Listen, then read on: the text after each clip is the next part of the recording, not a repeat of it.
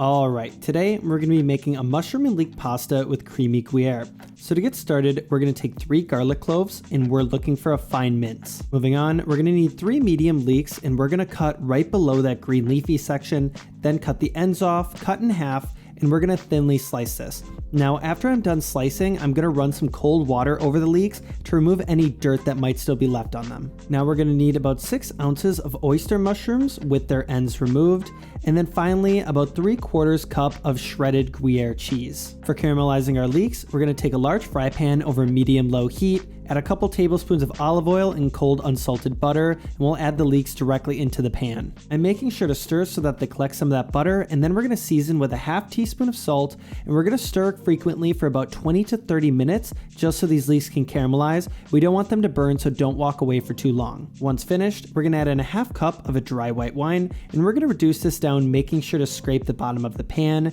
And after you're finished, we're going to remove these leeks and put them into a separate bowl for later. It's at this point that you're going to want to start boiling and salting your water and dropping your pasta about 10 minutes prior to the sauce being completed. Now you're going to clean that same pan and then add in a couple tablespoons of olive oil and then 1 tablespoon of unsalted butter. Melt that down and we're going to directly place the mushrooms in flat side down. We're going to cook these mushrooms for about 3 to 4 minutes per side or until they get some browning. Make sure to check early as we don't want them to burn. After they've finished cooking, we're going to add in our minced garlic directly into the pan along with 2 sage leaves, and you're going to stir this around and cook for about 30 to 45 seconds. Then we're going to take our leeks from earlier, we're going to add them back into the pan, stir around and cook for an additional 30 seconds until everything is mixed together.